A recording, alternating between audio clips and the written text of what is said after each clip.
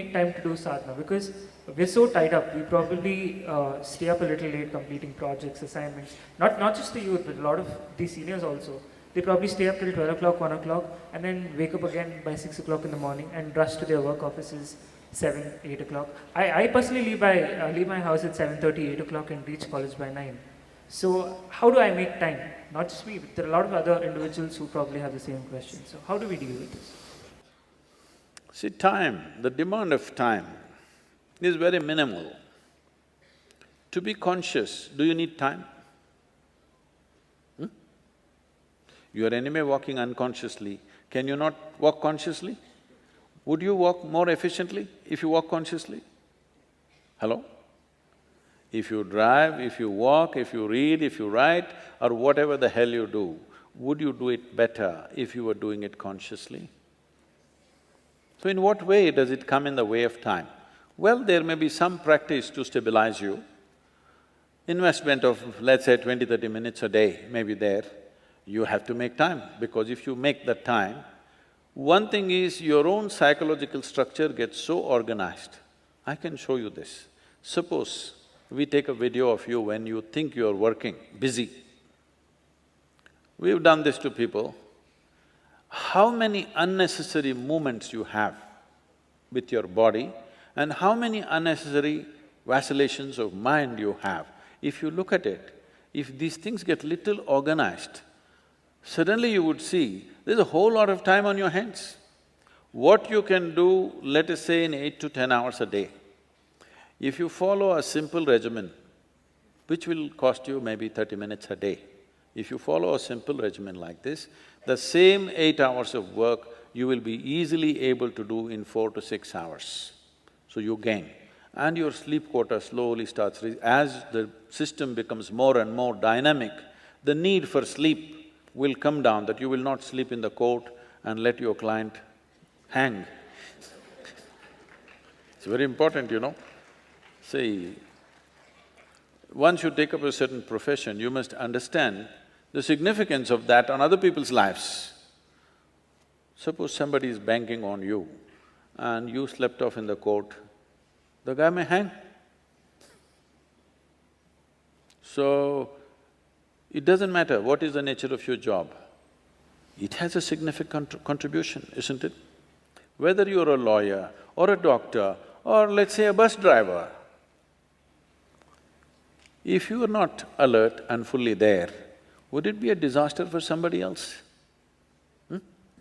You must know this, that when you're doing this, you must understand in how many ways you're contributing to somebody's life just by doing the simple job that you're doing.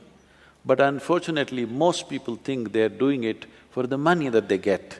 Money will come anyway if you do something well, all right? The important thing is, the joy of doing an activity is that you know how many lives you're touching by doing what you're doing. Whether… even if you're driving an auto rickshaw, are you of a great service to a whole lot of people every day? If you are conscious of this, how joyfully you would drive, why would you think of committing suicide? The world would be not against you. Right now you have made yourself into a cubicle, a small cubicle, your own cubicle that you built, and it's a prison that you built but you can't break. Why this happens to you is because of fear of suffering. People build a wall of self-preservation. For their self-preservation, they build a wall. The walls that you build for self-preservation are also walls of self-imprisonment.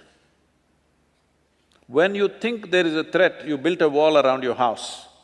But after some time, even if there is no threat, you cannot come out of your house because there is a wall. This is the nature. You must understand this, there are two dimensions to you. There is one dimension of you which is always looking at self-preservation. There's another dimension of you which wants to expand all the time, wants to step into new territory all the time. Why this is happening to you is, even if physiologically if you have to look at this, within your brain, there is another brain which is called the reptilian brain, which is just about the size of your fist. This is the size of let's say a crocodile's brain, it's a reptilian brain. That part of your brain is always talking about how to fix boundaries, how to safeguard yourself. Self-preservation is its prime quality. But you became human only because of the cerebral cortex which evolved over a period of time. Now this part of the brain always wants to explore, always wants to step into something new. Whatever happens in our life, we want something more to happen. This wants to expand limitlessly. Which one do you want to empower within your life is something that you have to take charge as early as possible in your life. Otherwise, you will build a prison wall around yourself without knowing why, you're just miserable.